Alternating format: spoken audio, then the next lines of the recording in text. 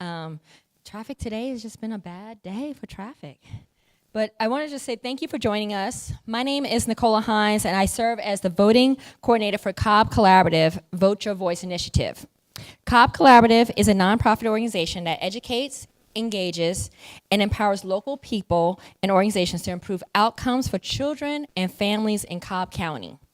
We partner with various organizations and causes, but we focus on these three areas to make the most significant impact on our community: mental health, literacy, and civic engagement. I've had the pleasure of working with an incredible group of community leaders to organize this event and want to make the time to acknowledge them. Please stand when I introduce you. We have Meeling Jabbar, the Community Engagement Manager for Redefine Ed Atlanta, a public education nonprofit that works to transform Metro Atlanta into a place where every student in every community receives a great K-12 public education. Thank you, Maylin. And Redefine Ed. They do great works, and they're actually incorporating into Cobb County. They started in Atlanta, so you'll see more of them. Dr. Monica Willis Brown. Raise your hand, Dr. Brown. She is the chief organizer and lead researcher for the Center of Common Ground's Cobb County Democracy Center, a nonpartisan voting rights organization that educates and empowers voters of color. Dr. Lisa Ford. Dr. Ford, there she is in the back. Dr. Ford is the first president of the Marietta Roswell alumni chapter known as MRAC of Delta Sigma Theta Sorority Incorporated. MRAC is a service organization that provides programming to address the diverse needs of communities in Cobb, North Fulton, and Cherokee counties. This includes, but is not limited to, college scholarships for young women, an economic summit and health fair, advocating for change in our society through social action initiatives. Lastly, we are grateful for the support of Raphael. We've been practicing all day, so I'm going to do this. Raphael Aragon. Raphael, a community organizer with Mi Familia en Acción, whose mission is to build Latino power through activation of the community and year-round investment in local infrastructure. Raphael is providing live Spanish interpretation services for our in-person attendees. So if anyone does need interpretation and need a better listening device, please go see Raphael in the back so that he can provide you with those devices. To learn more about how you can become involved in each of the host organizations' work, please stop by the tables that are outside after the program and visit their websites. Finally, I also want to give a special thank to Switzer Library for providing this space. They are so lovely to give us this lovely space here, and I love this library. It's so great. We have a few housekeeping reminders and want to establish some norms to ensure that this event is safe and welcoming for everyone. The restrooms are outside of the door to your right. So there's restrooms here, and so you just go down this little hallway, and it's right down. The event is being live streamed. For those who cannot make us in person, you can visit us on live stream. It will be on YouTube. And as already mentioned, we have a live Spanish interpreter. So we kindly ask that audience members to keep the noise in the room to a minimum in order to not to interfere with the sound of our virtual attendees and Spanish interpretation services. We also ask kindly audience members to remain seated so as to not block the view of our virtual attendees. So if you look behind you, there are 2 cameras. We want to make sure that our virtual attendees can see what's going on. If you need to stand, please exit your row at the end closest to the walls. Finally, given the political nature of this event, we understand that maybe viewpoints expressed by our audience members may agree or disagree with. Regardless, we want to ensure all candidates' views and opinions are respected. Therefore, disruptive noises or comments in response to candidate statements, whether in support or opposition, will not be allowed. So let's get started. We are excited for our program tonight. We all will have the chance to hear from several candidates for the Cobb County School Board of Election and learn more about the stances on pressing educational issues, such as school safety, student achievement, and student mental health. School boards play an essential role in shaping the quality of public education that our students receive.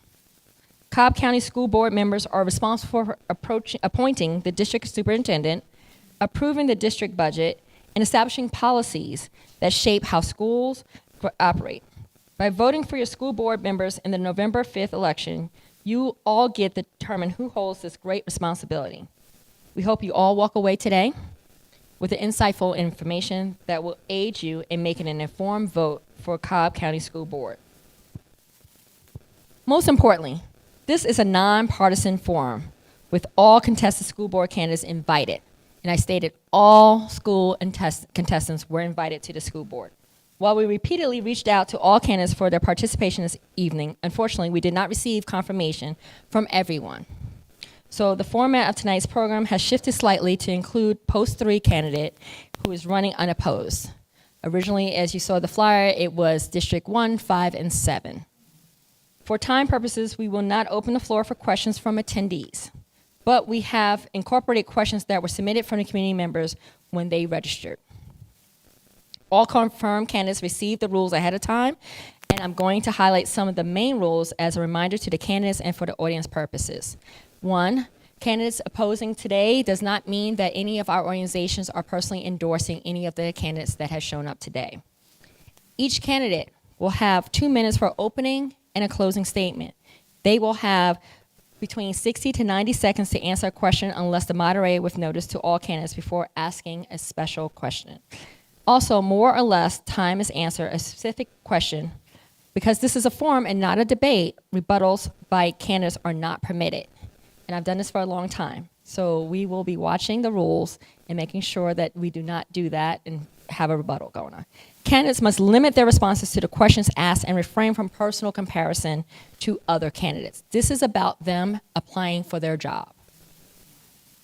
Personal attacks by one candidate on another candidate, an elected official, current administration on any governmental level, or past administration on any governmental level will not be tolerated.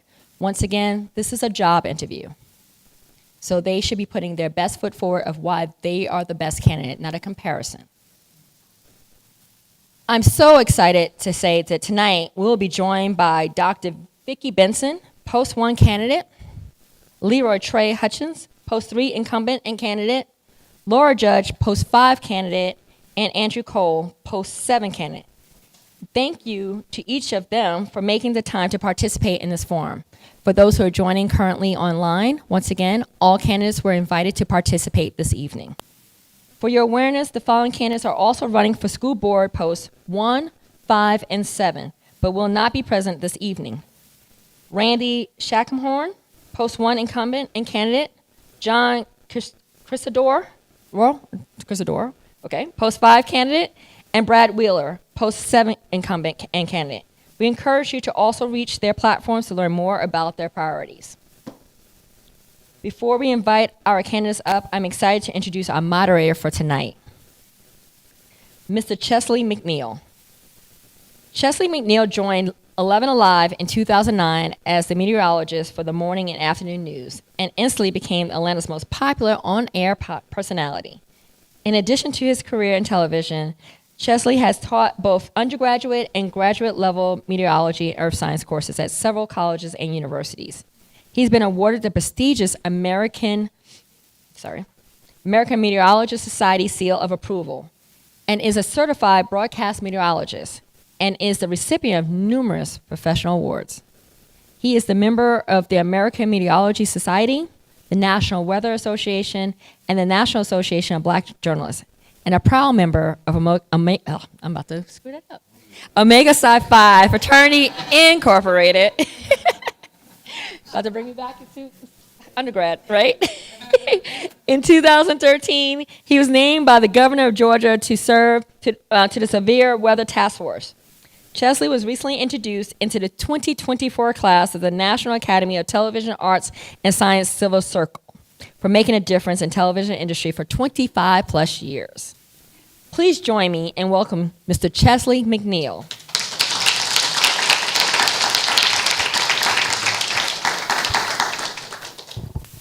Looking to see if there was any Omegas in the house that might jump on you. You know, I was going to say, back up, Brez, back up. Back up, it's all right. Good evening. Everybody all right? Yeah, I'm so glad you are here, and thank you for inviting me. I really appreciate being here tonight. Tonight shows me that you came because you are at least interested, concerned, or just have a love for Cobb County schools, and that's a good thing, right? And you're interested in who will govern those schools. When we talk about a school board, yes, they govern those schools, making sure that our students have what they need not only to excel in school, but also in society. And so I'm happy you're here tonight. And for those of you who are joining us online, good evening. All right. So I want to introduce you to the candidates, and let me just get this out of the way. No, I don't think the next storm will come here. We are talking about a storm in the Gulf. Still has some days to form, 40% chance right now over the next 7 days, but I don't think it will make it here. That's a forecast, not a promise. All right. So without further ado, let me introduce the candidates to you, tell you a little bit more about them. Running for Post 1 Democratic candidate, Dr. Vicki Benson. Dr. Vicki Benson is a professional educator, entrepreneur, and author with diverse experience in teaching and school leadership roles for over 26 years in secondary and 10 years in post-secondary education. She has been a resident of Cobb County for 13 years and is married to Lee, who is a proud mother and grandmother. Dr. Benson formerly taught science in Cobb County and Fulton County schools, contracted 3 years as an educational consultant coach with North Star Consultant Educational Group in Clayton County School District.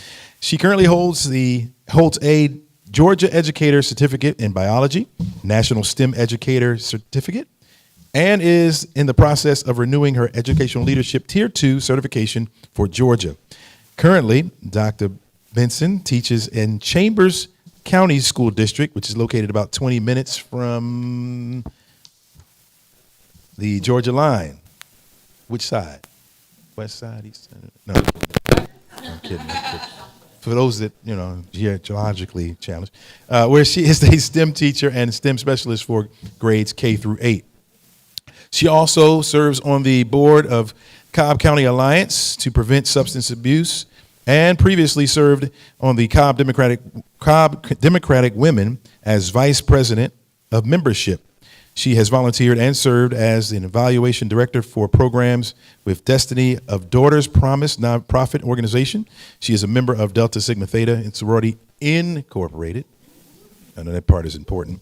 And is a dedicated member of her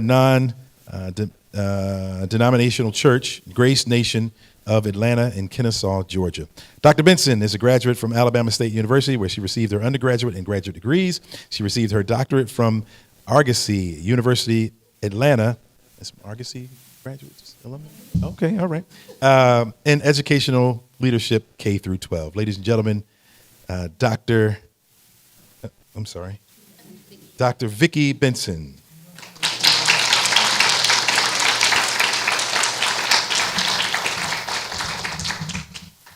Welcome, Dr. Benson. All right, Post 3 Democratic candidate and incumbent, Leroy Trey Hutchins. Leroy Hutchins has been a resident of Cobb County, Georgia for nearly 4 decades, attending grade school in Cobb County and graduating from Pebblebrook High School and the Cobb County Center of Excellence in Performing Arts in 1994.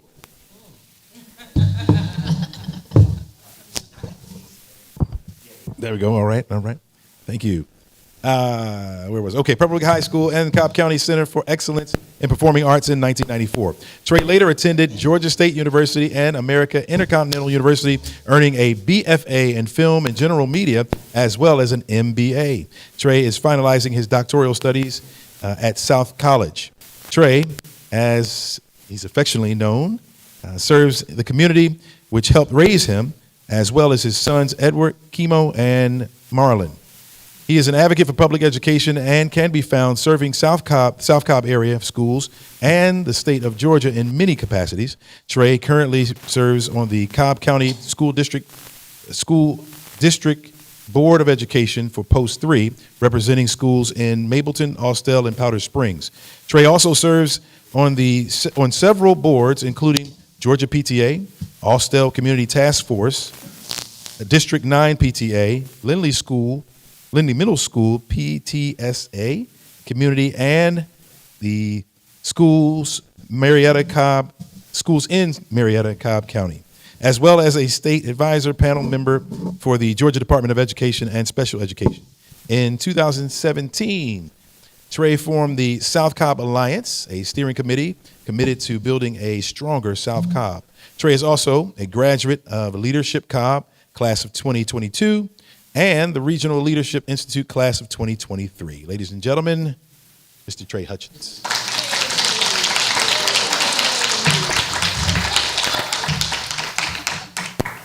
Up next, we have Post 5 Democratic candidate, Laura Judge. Laura Judge is a mom and a Navy veteran and a passionate educational justice advocate. She also is a volunteer that leads with Moms Demand Action and an active PTA member. She speaks during public commencement at school board meetings regularly, holds educational events for students at the county level, and shares the importance of keeping kids safe around firearms. Laura was raised in a household of educators. Her mother was always a volunteer at the school district, and her father made sure her and her siblings had the best education.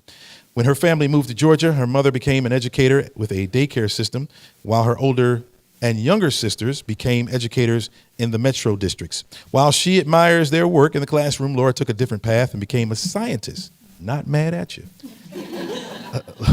Laura started her college education at the United States Naval Academy and finished her bachelor's in bioscience research at Farmingdale State University. She then went on to receive a AS in medical technology from Georgia Piedmont Technical College. After working as a medical technologist at Northside Hospital, and then as a verified engineer with a biotech company. She pursued getting her Six Sigma Green Belt certification and her MS in biomedical diagnostics at Arizona State University. Laura is currently the president and chief operating officer of Content Monster. Did I say it right? Mm-hmm. Okay, all right. Content Monster, a marketing business that she started with her husband. She recently served as the educational chair of Cobb County Commission District 2 Community Cabinet. Currently, she focuses on her children thriving in the school environment while supporting their extracurricular activities. Ladies and gentlemen, please give a round of applause for Laura Judge.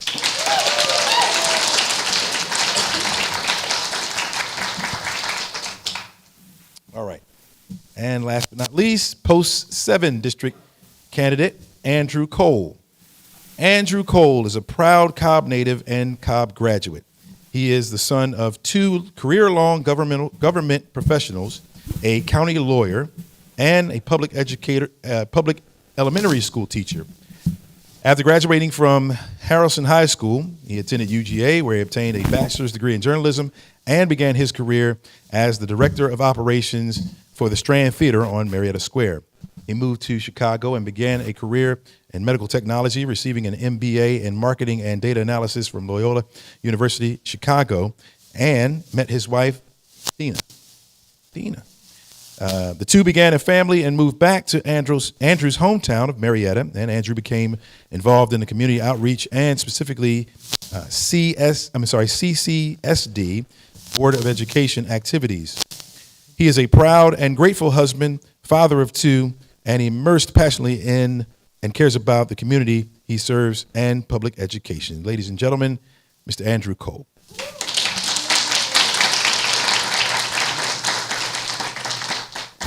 So candidates, we're going to begin with an opening statement from you all. You have 2 minutes to do so.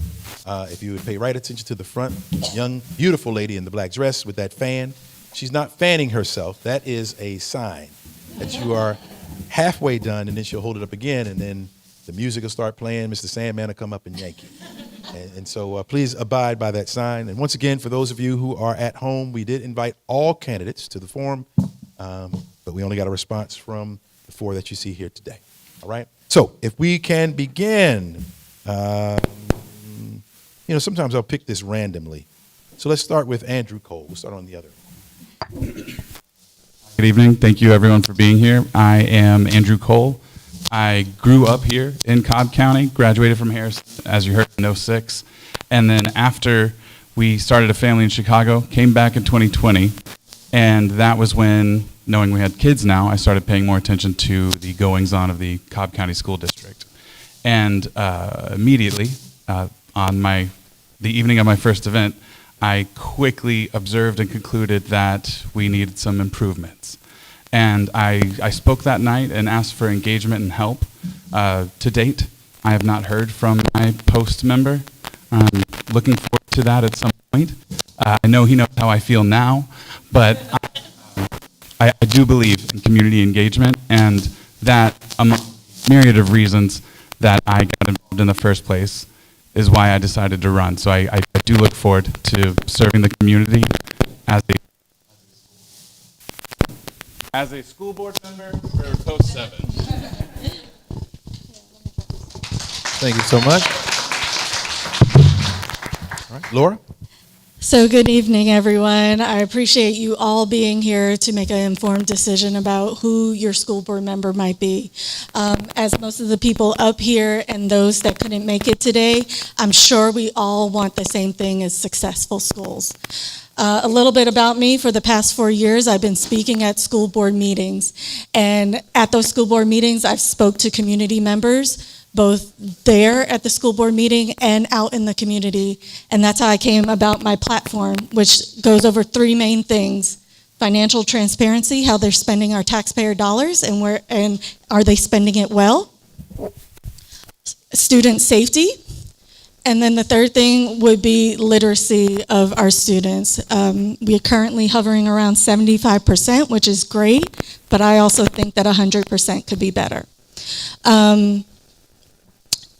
This platform is not just about my kids. I have 2 kids in the Cobb County School District. It's about your kids. It's about all kids, really, regardless of their background, their race, or religion. As your elected board member, there's no thing to me as other people's kids. So I appreciate you guys coming. You might not hear everything that you want to hear up here tonight, and I encourage you to reach out. But again, thank you. Thank you so much. Trey? Thank you. So yes, my name is Leroy Trey Hutchins. I currently have the privilege of serving on the Cobb County School District Board of Education, representing parts of Mableton, Austell, and Powder Springs. And what's unique about Post 3 is that Post 3 is the only district within Cobb County Schools where all schools receive Title I funding. In addition to that, I'm the only board member that represents 3 municipalities. There's a lot of different challenges that come with that. I have 3 mayors that I also reach out to and engage with. I have 3 city councils that I go and meet with on a regular basis, in addition to in and around the southern portion of the county. And we're excited to serve.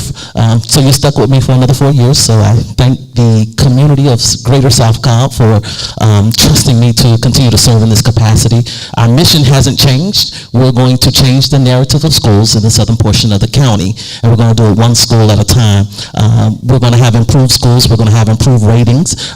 All children will learn to read in the southern portion of the county, and we're going to continue to work diligently until everyone has the same caliber of education that we have in Cobb County, because Cobb County Schools is a great school district. I'm a product of this great school district, and I know what we can provide, and so we're going to continue to work until all students have access to that. School safety is a challenge. We're going to work on that, and we're going to continue to work on that until we can put processes and things in place to ensure our children have safe schools, and that's more than just weapon detections and things of that nature. We're talking about mental health and some other factors, but we're going to continue to work on that as well. So thank you. I appreciate you. Dr. Vicky? Well, good evening. I'm Dr. Vicki Benson, and I represent Post 1, which encompasses Ackworth and Kennesaw.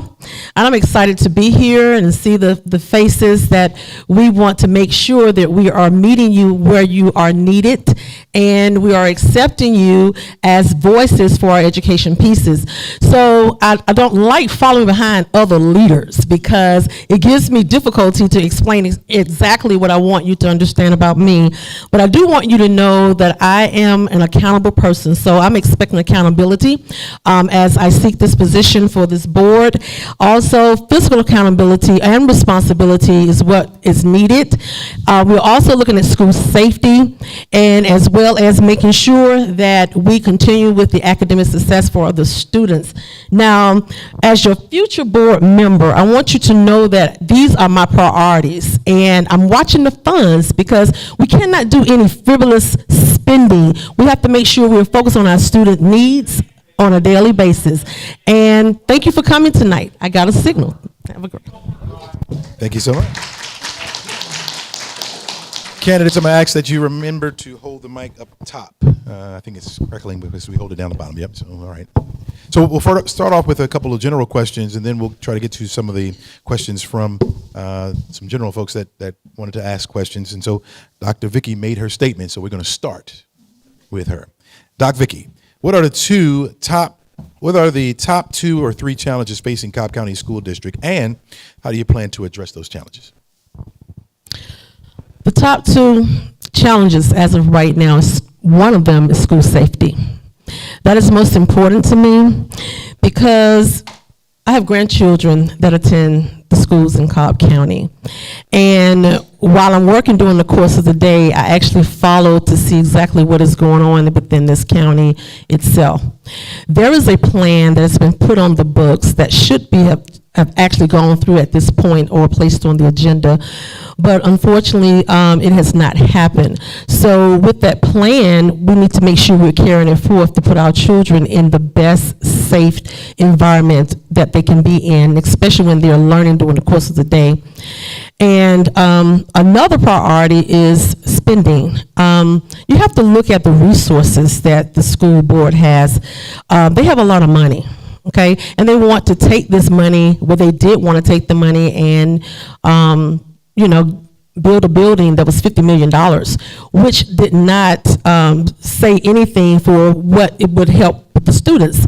And so resources are important to me. Making sure the teachers are getting the resources that they need, making sure there's equitable spending across the county, and making sure that we are held accountable for what we are spending.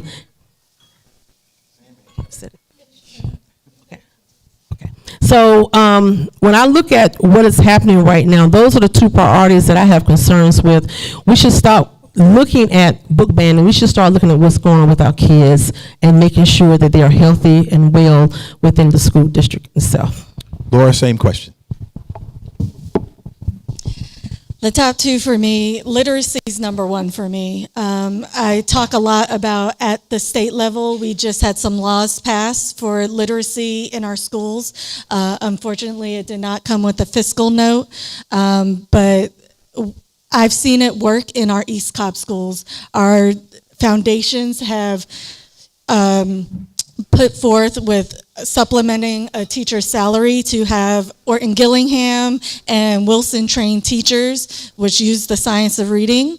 And I've seen in East Cobb schools, our reading levels go up to 85%. Like I said in my opening statement, district-wide, we're at 75%. And so that's a big deal for me. And then a little similar to what Dr. Vicky said is financial transparency. I think we're doing really well with the budget, but I just think that we should have more conversations with our taxpayers to really know what's going on. Andrew, same. Said hi. Up top. Yeah, All right. up here. Like a rapper. Yeah. Oh.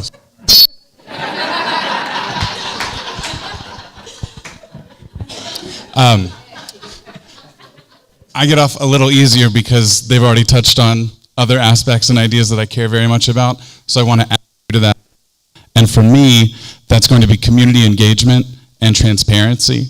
What stood out to me on that very first night and still stands out to me even more is the opportunity we have to actually receive feedback from our community in a proactive way.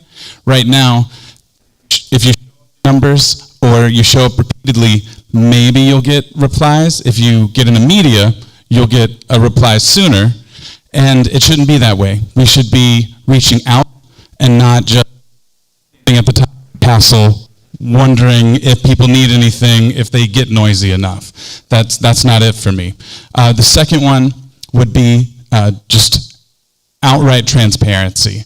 We are currently dealing with a board whose majority kind of pre-plans their actions and proposals in a back room and then comes out and page, and it shouldn't be that way either.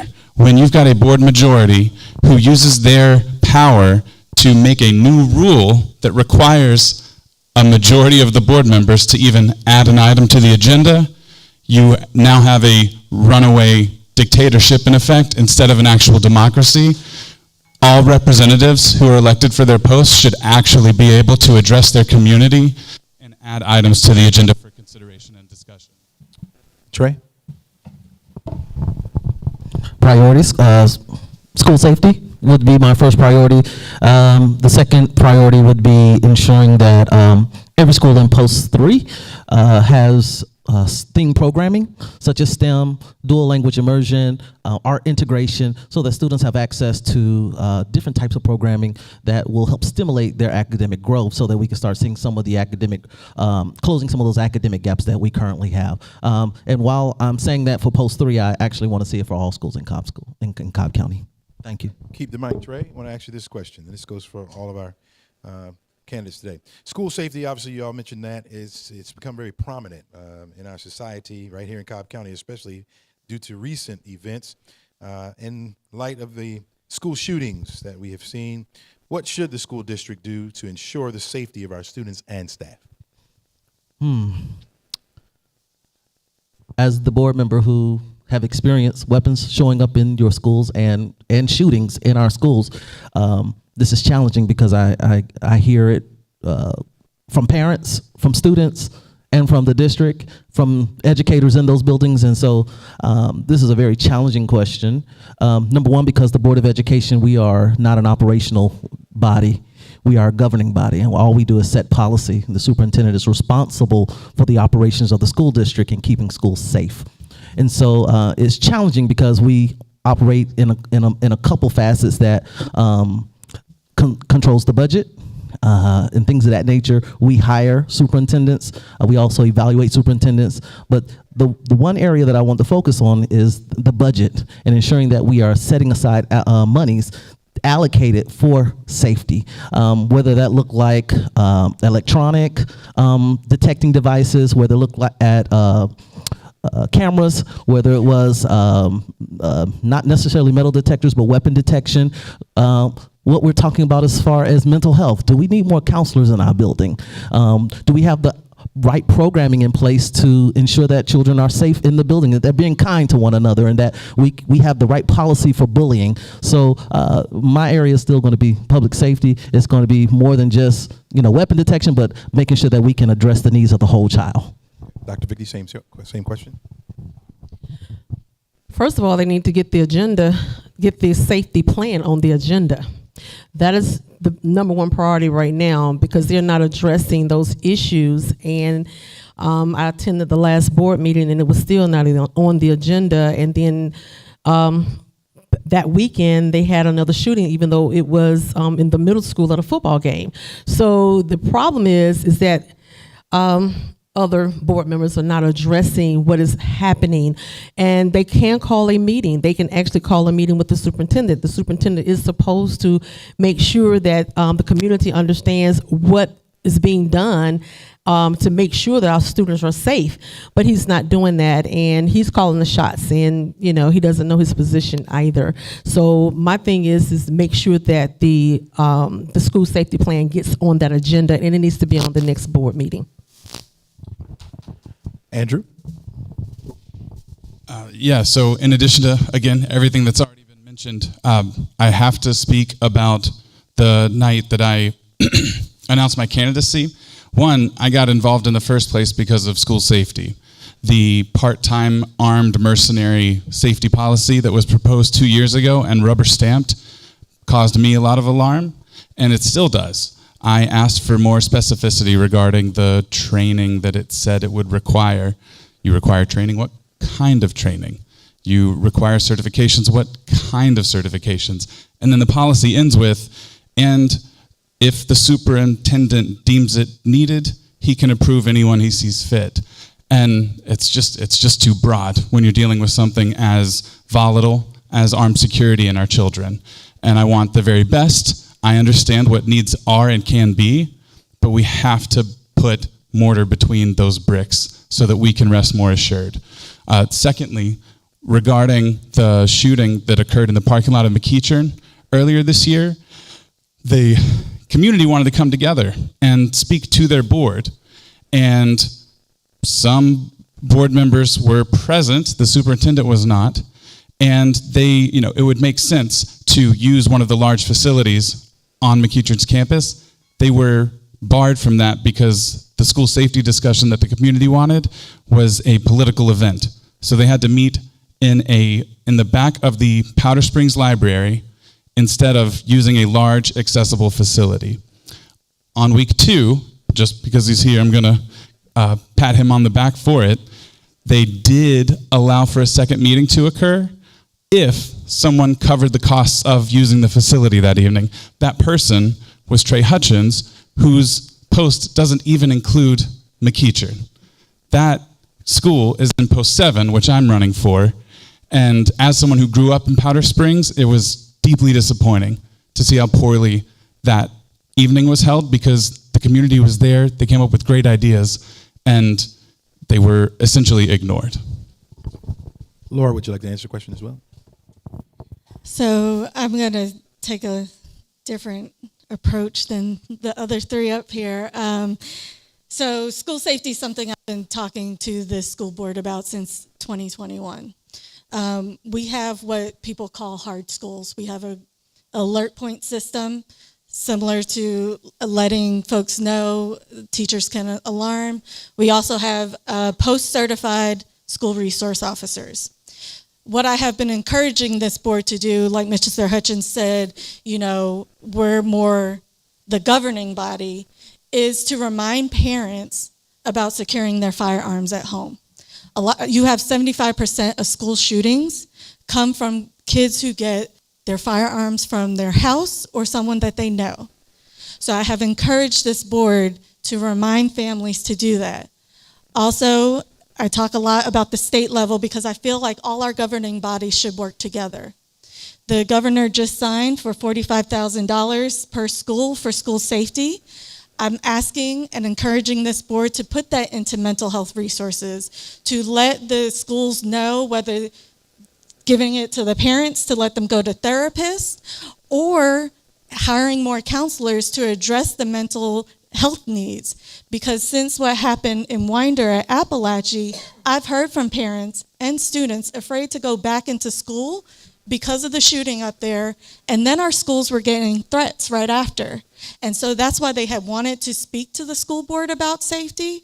And so that's what I encourage this board to do, and that is something that I look forward to doing as the board member.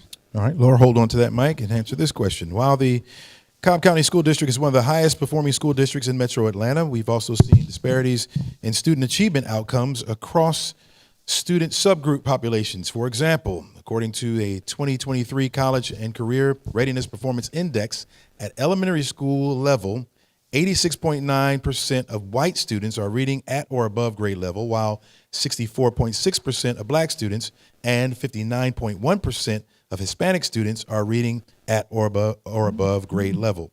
Furthermore, the following percentages of elementary students who are reading at or above grade level across additional subgroups: 57.3% for economically disadvantaged students, 53.4% for English language learners, and 48.7% for students with disabilities. How should the school board or the school district address these gaps?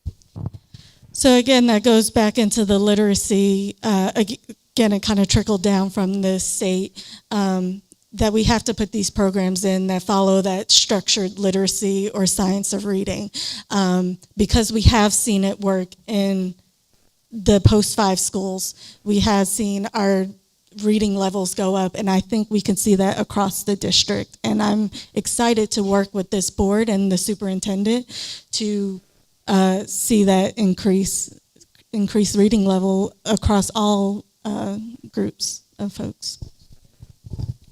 Yeah, one thing that comes to mind that I've heard from during canvassing, standing at people's doors, is the missing inclusion and involvement piece again. Parents who don't speak English as their first language aren't receiving materials and communication that they can fully work with. The population of Cobb since I was a child here has doubled, and that's come with a growth in diversity, and it seems to be, I don't know if it's deliberate or incidental, but it's being avoided or under-engaged. And that is something that's very easy to rectify by, again, having town halls, interacting with your population, and getting feedback, because you have to reach out when people are busy running their own lives to be sure that you're properly serving everyone. So we're not closing the loop, and that's an easy improvement we can implement right away. As far as academic outcomes, there's an overlap with what Laura's already touched on, and adding additional clarity for the context of how we score our subjects, our grades, and measure ourselves against our peers.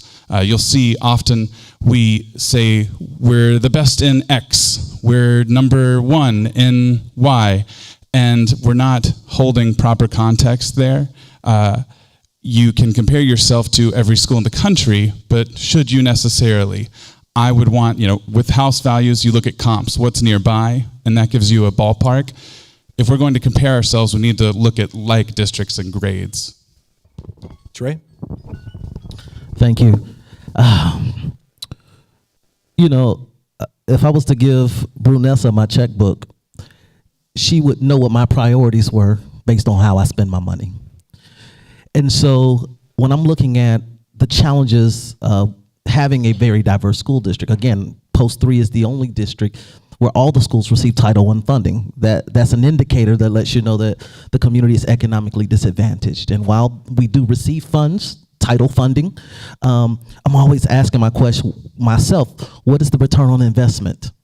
Do we need to add more to that? Do we need to look at what program we currently offering? What are the wraparound services that we're currently offering students? Because students can't learn if they have exterior challenges that they are facing. And what can we do as a district to help support students in some of those things? I'm excited that this year, all of the schools in Post 3 will receive, they're participating in the community eligibility program, and they're receiving free breakfast and lunch, and as well as other schools around the county. I believe it's, I don't know the number, Becky, is it 26, 38? 38 schools, thank you. And so I'm excited about that, but when I'm starting to look at disproportionality in reading scores, when I'm looking at disproportionality in discipline, there's a lot of data that's out there that says we have some challenges and we have some room for growth and improvement, and so I would like to see us focus on that.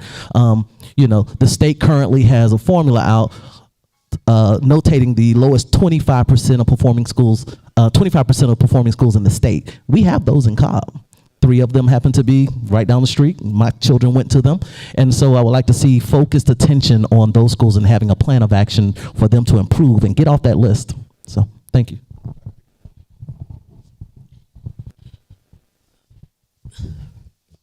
When we're looking at to address these gaps, you want to look at the achievement gap. You want to align your achievement gap with the opportunity gap. For students learning, having access.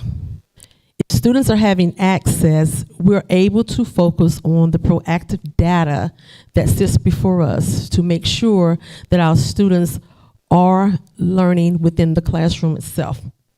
You also want to focus on additional services for our students. They may need a reading coach. They may need a STEM specialist or a STEAM specialist to show them hands-on learning, more active learning within the classroom. So these percentages are not really daunting, but you really have to look at the disparities among the different groups or subgroups based on what they are learning and how they're getting their information. You have to look at where these students actually come from, so that you can be able to put them in place of understanding their test scores, their families. You have to bring these people in to understand what needs to get done for these students to learn and how they should learn, so they can meet where they need to be within their school. Most of the time, it starts with the leadership of the school, and so they have to make sure that they are actually having these data meetings and having the PLCs with professional learning centers, so that they can know how to reach the kids. And so if students have opportunities to achieve more, then they will have better reading scores, and they're able to do whatever is necessary to meet the goals that is needed within the state of, or within the county itself. Doc Vicky, hold that mic. Next question. What are your views on public charter schools, especially in areas where traditional schools are underperforming? In my opinion, I believe charter schools are public schools. It depends on what schools or what district that you're in. And I'm gonna just say this because when I was in Fulton County, they had charter public schools, and I was on the governing body as one of the governing body teachers, and so they actually didn't. I mean, they did everything that the state wanted them to do, but I guess the school choice is left up to the parent if they want their child to be a part of a public charter school. It's not. It shouldn't be a board thing or whatever. It should be actually the parent that's making sure that their children are attending whatever they feel that necessary for their children to attend. I don't think it should be anything to do with the board members making that choice for the public charter schools. Laura? I'm for parents educating their children the best way possible. I would not like our students to leave our public school system to go to a public charter school, but I understand when you are dealing with an underperforming school and you need to educate your child, I think that should be your first goal. And then working on getting that school to not be underperforming anymore. So that's how I feel about that. Trey? Public charter schools are public schools.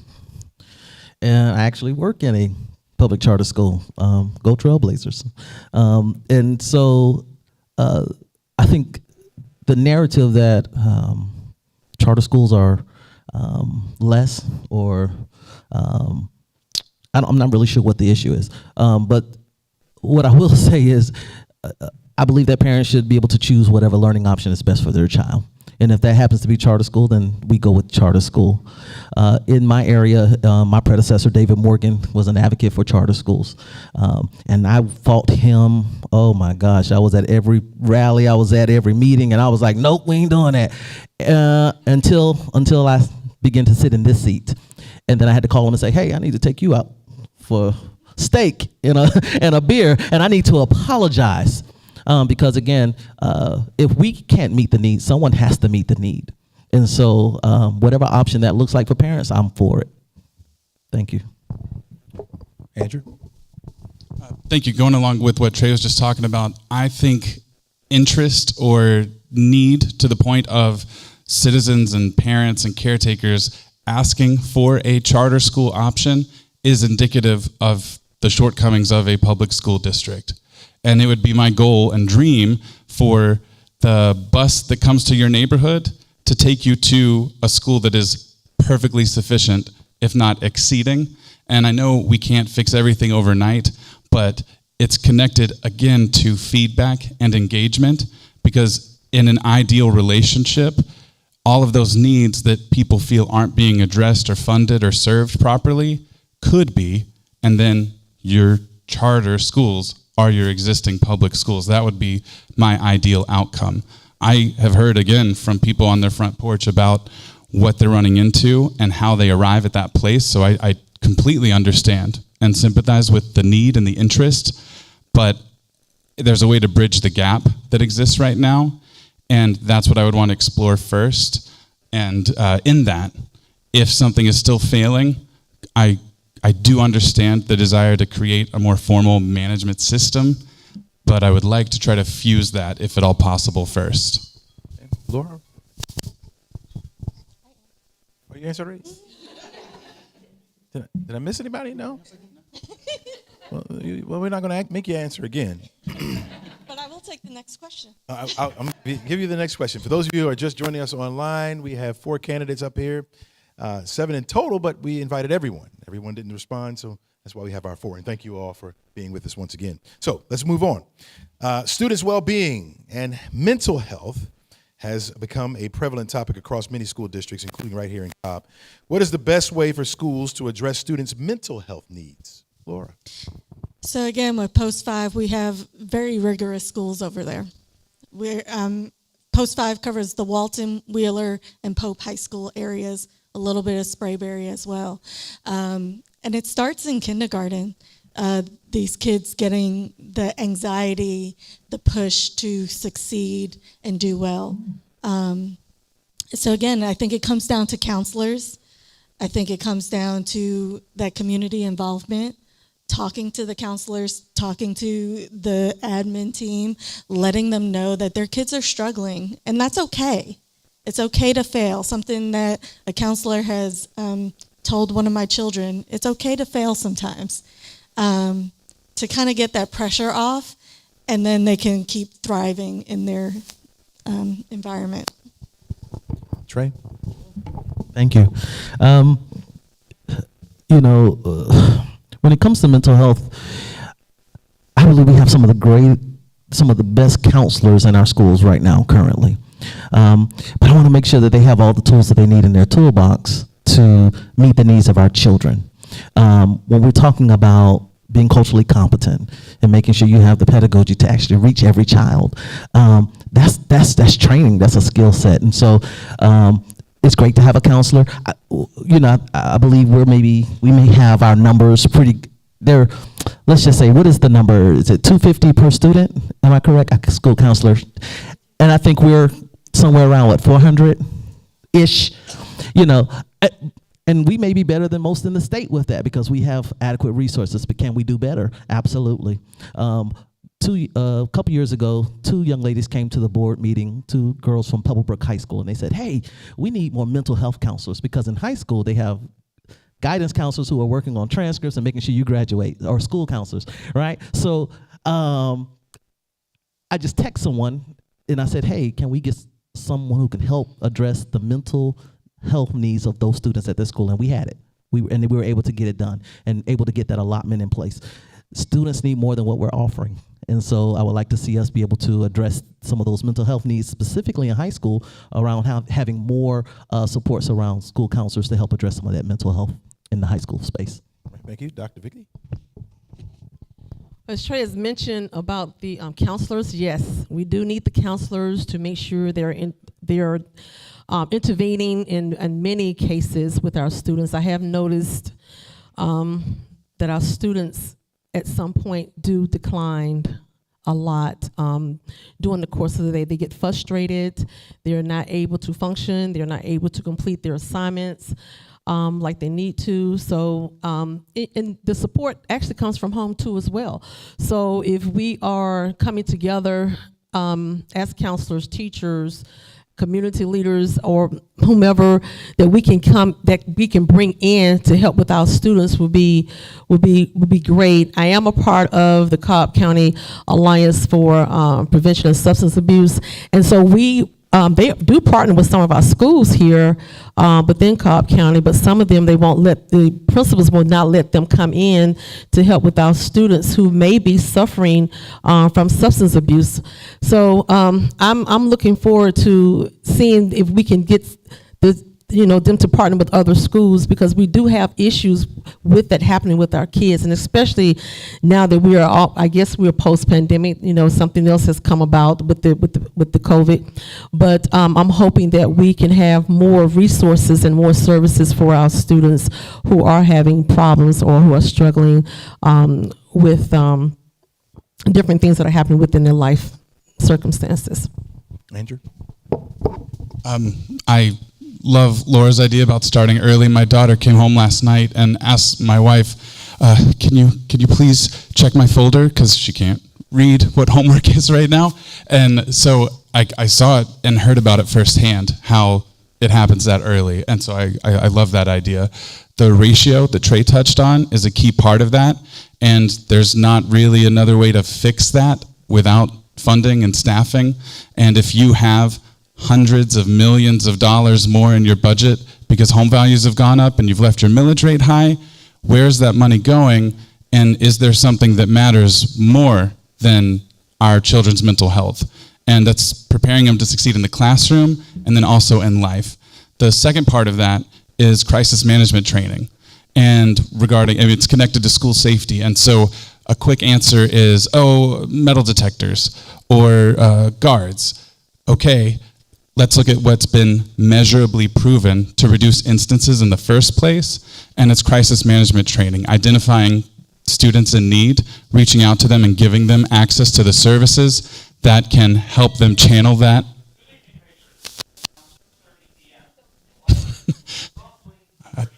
All right.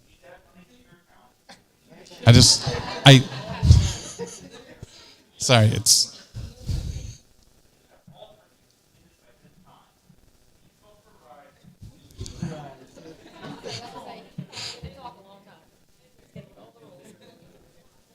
All right. So reaching out to the students that need it and then helping them adapt and evolve so that they can adjust and succeed in the short term and long term. And then that has been shown over and over. If those systems and methods are properly invested in and rolled out, it makes our entire school district and community safer and better and more successful. And again, is there anything that can matter more than that? I don't think so, and I think it's worth funding. Did you have a feeling you were at Kmart just a minute ago? I saw the look on your face. I saw. Keep the mic, Andrew, and answer this question for us. Continuing on the topic of students' well-being and safety, during the school board meeting in the past year, we've seen some families and students highlight experiencing discrimination based on race, religion, their ability, and sexual orientation within Cobb County School District. If elected, how will you work to ensure the Cobb County School District schools are inclusive and affirming learning environments for all children? And what policy changes, if any, should the board adopt to address these issues? Yeah, so to fix this, again, it's caused by a myriad of needs and circumstances, and so to address it, we're going to have to do a number of things. And my first go-to, as always, is actually engaging and having town halls, getting feedback from our community in a formal and maybe informal or passive way where there's always a line or a reporting system. Right now, what I've heard from students, parents, teachers, upper level district leaders are seeing and hearing that reported issues or needs are just completely waived and ignored. Kids will be kids. Well, I think we all saw recently that kids aren't always just kids. One thing can lead to another, and you're only as strong as your weakest link. And so if someone is highlighting an opportunity or a need, it's worth addressing. And today, not in a month or a year. So that's something that I would want to pursue right away. And then also admitting that we don't know everything. We can't understand what people are going through or need.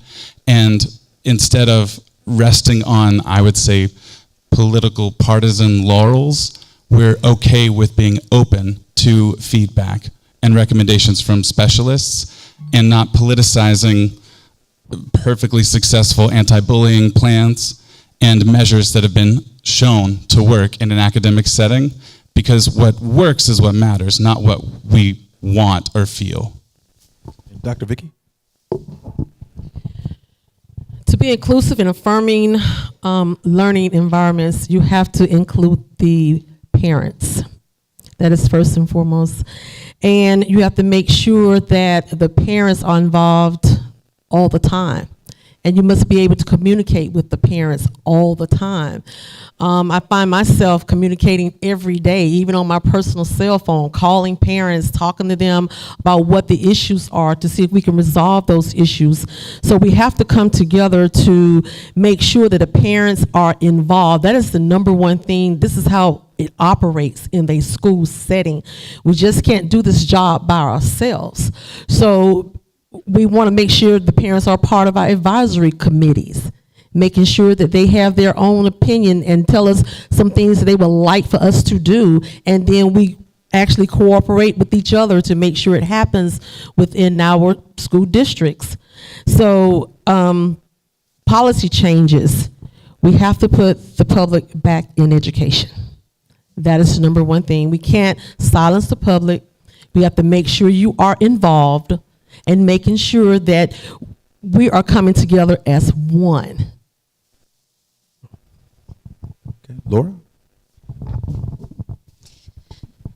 So you touched on a little bit about the rising hate and discrimination, and something that I have seen in the past since I've been speaking at school board meetings is this has increased since the No Place for Hate program was removed from our school district.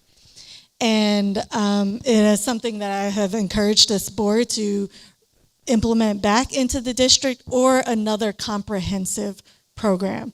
Because similar to a little bit of what Andrew said, is we don't know everything. I went and spoke to some Jewish members of my community, and I requested a rabbi to be there. Because again, I was raised Christian. I don't know everything about the Jewish community. And I think when students are experiencing this, a comprehensive program that explains why hate looks the way it does, we can at least bring that level of hate down and try to eradicate it out of our district. Thank you. In an attempt to measure what I say, not because I'm more than just a candidate, I'm still a sitting board member, and so I have to make sure I measure my statements accordingly. This is still a school safety issue, still a school safety challenge. If kids do not feel safe in schools, you're not going to get the best outcomes. And I have watched children make adult decisions because they didn't feel safe and they didn't trust the adults in the space to keep them safe. And so we see weapons showing up on campuses and things of that nature because children don't feel safe. And it's a challenge for me because I believe that we can address it across the board by making sure that we address the mental health side of it, making sure that we have the proper bullying policy in place, which also includes having curriculum in place to help children to manage and to cope with different situations, but that's going to take a budgetary line item to help add some mental health to our schools. And so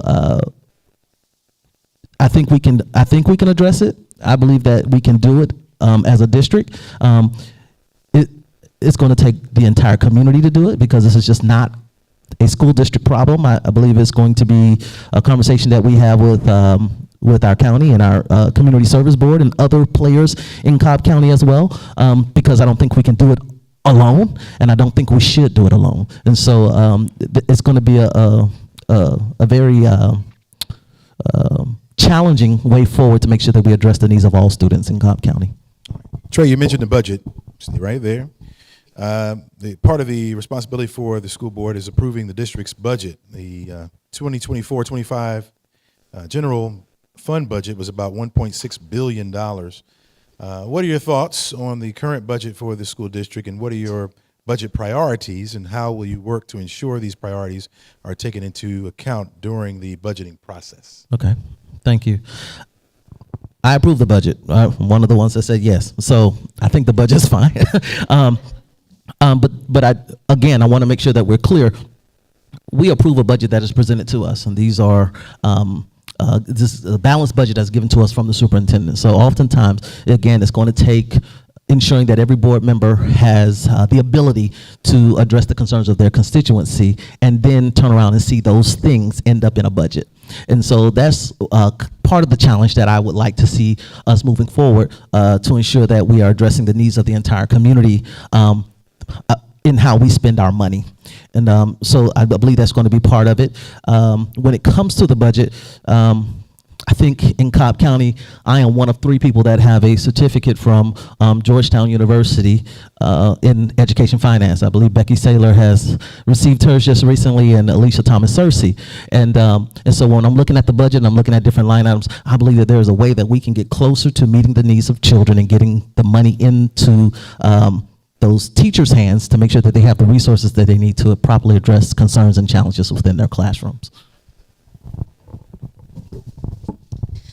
Okay, again, going to the budget meetings and hearings, and I agree with you. We have a good budget, but again, like Trey mentioned, it is presented to them. What my priority with the budget is to involve the public. We are supposed to have 3 budget hearings. It has been now changed to a public comment section of 2-minute public comments without input from the community. I think we need to have more town halls and more like hearings from the community about the budget. But overall, I think our budget does look good after some discussion. Andrew? Again, when I'm out talking to voters in the West Cobb area, people have understandable concerns when they've seen their tax rate and amount go up year over year. And then you look at some of the high-level indicators. Okay, number of schools is mostly the same, enrollment's mostly the same. Let's adjust it for inflation. Okay, we're still far surpassing that. Our staffing is accounted for in these comparisons and estimates, and so people rightfully have questions. What's missing is clarification and communication from the decision makers, and that's only going to be fixed with a leaning in of wanting to bridge that gap between the district and leaders and the community. And so that would be one aspect that I'd want to satisfy. The other piece is showing, to what's been discussed also, the proven returns on investment for where we're allocating those funds. People are, again, I think rightfully justified to ask, why are we bringing this much in and where is it going? Because I'm feeling the pinch on my bill every year, and I don't understand why we need so much more year over year. So explain it, clarify it. I've been saying just somewhat, not somewhat, fully genuinely, I would want to give TED Talks on how the millage works, what it's going to, and what we're investing in our community, because everyone is a stakeholder, and I think these are perfectly acceptable questions that need true, verifiable answers. Dr. Vicky? Now, we all recognize that our taxes is an investment to our students. And so we have to look at how we are investing. I know in 2020, when I was running for this same post, that there were many organizations, or I should say businesses, that were involved, and there was no transparency. There has to be transparency when you are dealing with the school budget. You have to make sure that you are, as Laura has said, those 3 different budgeting meetings, and making sure you're meeting and understanding what those items are line by line, and where is the money going, and how is it going to make an impact as far as supporting the school district and the students. So we just have to be very, very careful what we're doing when it comes to improving our buildings, improving the making sure that our teachers are getting what they need too, and our students are getting the resources that they're needing. So when I'm thinking about a budget, I want to know how things are being bought, what is being the item is item by item for each different school. So there must be some equity piece in this budget that needs to be seen as they go through the budget. And as they've stated, the budget does look good, but we need to know where the money is actually going through the school district. All right, Dr. Vicky, you keep the mic. Last question for you. So, do you mind, can I just have a passionate add-on, if you'll indulge? I'll sacrifice time for another question. I gotta. No. Thank you. So with what she just mentioned, I very much want to explain why, again, I think people are justified to be a little cynical when it comes to spending from our current school board majority, because they've seen wasteful investments. Over $10 million going into machines that when we bought them, we knew had no effect against COVID-19, but we put them in all of our schools because so-and-so knew so-and-so, and it is what it is. That's unacceptable. The UV lights that were not functional and have now cost much more money to either maintain, repair, or remove The same thing's going to happen with these hand rinsing stations. Eventually, we'll have to find something to do because that company's now fully out of business. On top of that, we have entered into lawsuits that we weren't even named in, hired friendly law firms, and now spent over $1.8 million with them to defend something that we weren't even ascribed to in the first place. And that law firm is turning around and donating to the Republican school board members. So if anyone has questions or concerns about appropriate behavior and fiscal responsibility and transparency. Andrew, we're going to have to cut you off. All right. All right, thank you. Thank you. Last question for all of you, all right? Recently, there has been a noticeable increase in the number of books being challenged or banned from school libraries and curriculums across the country, often due to content or themes. Could you please share your stance on book banning within our schools, specifically how you would balance concerns about sensitive content with the importance of exposing students to diverse cultural perspectives and historical significant events and periods? Go ahead. Yes, yes. It's a parent decision. Historically, some of the books that are being banned has a whole lot to do with, that I noticed with the African American and other cultures too. We really need to learn what is actually important and between their children that they are raising. We should not be raising their children, but we should make an intervention if the parent so desires for them not to read still. I'm a grandmother. So when I see something that my grandson does not need to take part in, I'm going to intervene. But we got to stop looking at what is happening right now, because it's not, I guess I get kind of tight about it because I want kids to know and learn and be knowledgeable in their reading. But we cannot make choices for them as a board member. I cannot make choices for your family. I want you to make those choices. I want you to understand what your child actually needs. So I'm very compassionate about parents being involved in their children's lives on a daily basis. So stay involved with your kid, follow your children, and we're going to make sure that you are invited to the table to talk about what you would like and what you would like for us to do. All right, we'll move it right down the line. Trey? School board is not banning books. We are a policy body. We're not an operational body. Banning books is an operational, in my opinion. And again, I'm speaking not as the school board. I'm speaking as an individual. This is just my individual opinion, and I have to give that disclaimer because it may be opposite of what the decision of the district is.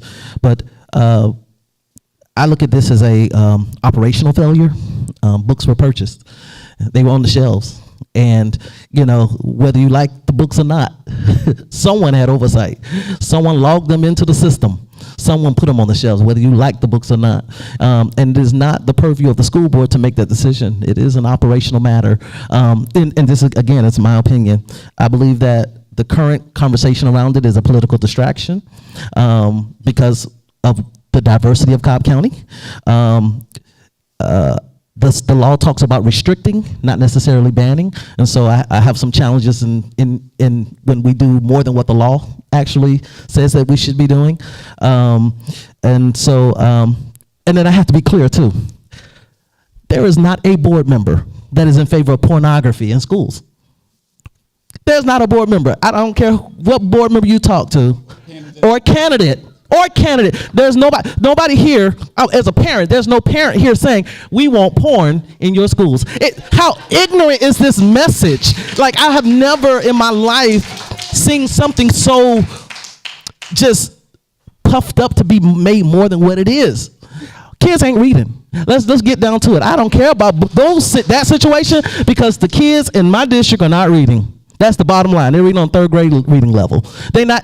I asked, was those books checked out of my schools? They said no. Okay, it's not my conversation. And so I believe that we have made something out of absolute nothing. Laura?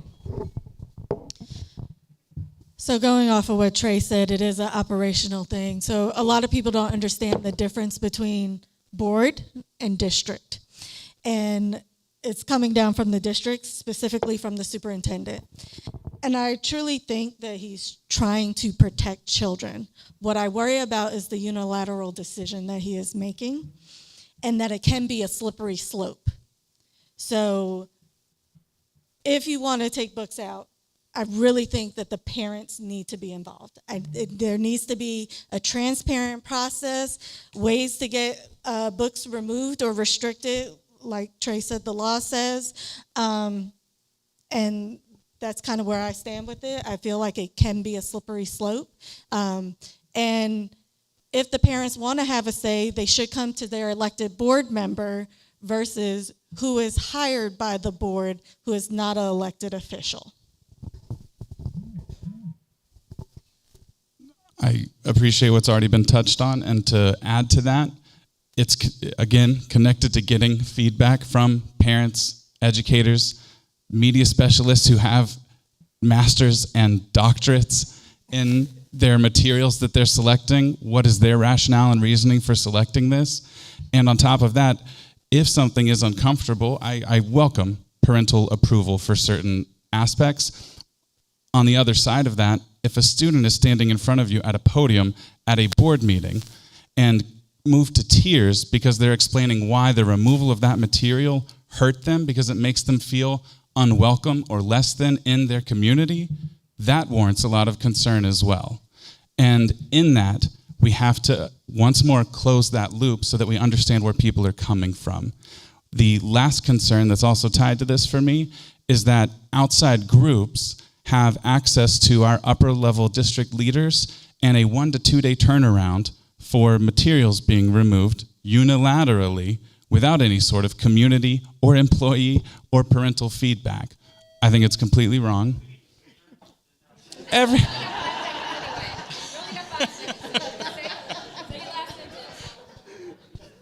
So I want more input, and we have a policy that was not followed when those materials were reviewed. And if you're going to circumvent that policy, what else will you circumvent? And that warrants a lot of justified concern as well. We're only as good as our rules and our procedures. Otherwise, why do we even have them? And so we have to stick to something or change them with community feedback and elections. Thank you so much. Appreciate it. Going to allow you to take 1 minute each. 1 minute each to give us a closing statement and tell us why you should be elected. We'll start with Andrew and come down. Thank you again for everyone coming out tonight. I think I should be elected because I'm going to be, if you haven't gleaned, a very active and involved father of 2 students in the school district for the next 16 years. And I have a vested interest in this community. There's been a lot of talk about, if the Dems get majority of the board, they're going to do away with the tax exemption that the board doesn't even control, or they will somehow implement this far left agenda. That is no one's goal here. We want to maximize academic outcomes. We want to keep people safe. We want our home values to remain high. We want our school district to stay accredited. So please do not listen to the fear-mongering, because I know and have talked to people who actually care and are going to invest their time and effort in our community, and I've tried to talk to people who have no interest in that at all. And so that is why you should elect me. I'm going to be around, I'm going to be involved, and I'm going to be available.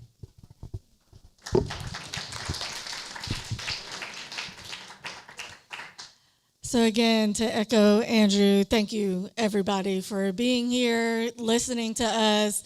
I wish you could hear from all the voices that are running for this seat. For me, fresh perspective to the board. This is an open seat that I am running for. And I really do care about the kids. It's literally in my life is how I was raised and what I want to bring to this board. And so if your question was not answered tonight, I encourage you to reach out to me, learn more about me. My website is laurajudge.com. And again, thank you. Well, you're stuck with me for another 4 years. Thank you. And again, the mission isn't changing. We're going to continue to change the area so that all students in Cobb County have access to an excellent education, the same quality of education that I received and Andrew received. Our children are going to receive it, and we're going to work very diligent until that happens across all sections of the county, north, south, east, and west. And we're going to have safe schools too. We're going to do that. But we need each and every one of you to go out and vote. We need you to vote with change in mind. And it doesn't matter, where you're at. Encourage everybody and talk to everybody about changing the narrative. We're changing the narrative of schools here in Cobb County for the better so that we can continue moving forward with academic excellence. I just want to thank you for coming out tonight, and I want to thank the panel. They've been very supportive of me. They know how I work, and I tell everybody I'm not a straightforward speaker. I'm a writer, and when I write, my thoughts are like off the chain. I just put it that way. I let everybody know how I feel and what I'm thinking. But however, I am running for school board post 1, as you know. I'm very accountable. I'm trustworthy. I know how the foundations of education and what it looks like when it comes to the school board, superintendent, schoolhouse, and all the administrators that are in those schools. And so I want to continue to make sure I am supporting the learning environment. That is a priority in making sure our students are safe. As they say, this is our mission. One team, one goal, student success. Thank you. All right.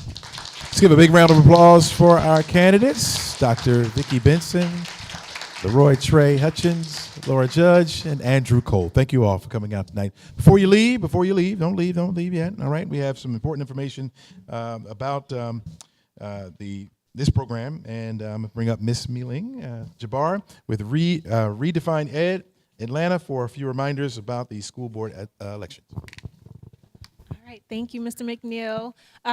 So before you all leave tonight, we have some important reminders about the elections. But before that, on behalf of all the organizations that planned this event, as well as I'm sure on behalf of the community, we want to sincerely thank all of our candidates for attending tonight. Again, this was a nonpartisan event where all candidates were invited to attend.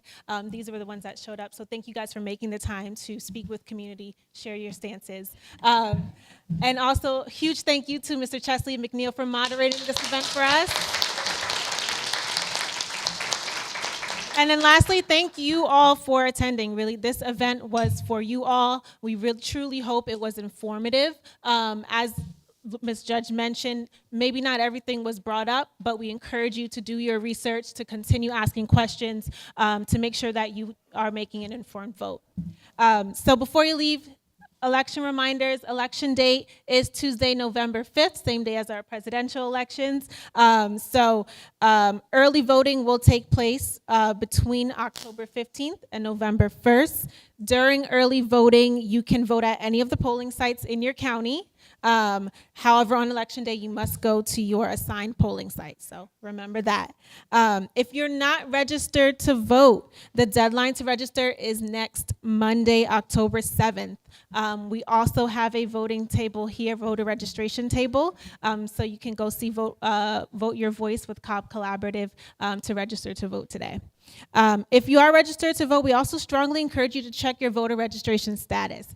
So we have a link up here. You can go to mvp.sos.ga.gov/s to check your voter registration status, as well as checking where your polling site is, as well as which school candidate or which school board, which school post you live in. And then finally, we encourage you to share this information with your neighbors. If you have neighbors and friends who didn't attend today, this was live streamed, so you can share the live stream link with them, and we'll be following up and sharing that out via email. Alrighty. Thank you all so much again. Thank you to our candidates. Thank you, Mr. McNeil. Have a wonderful and a safe evening. Good night.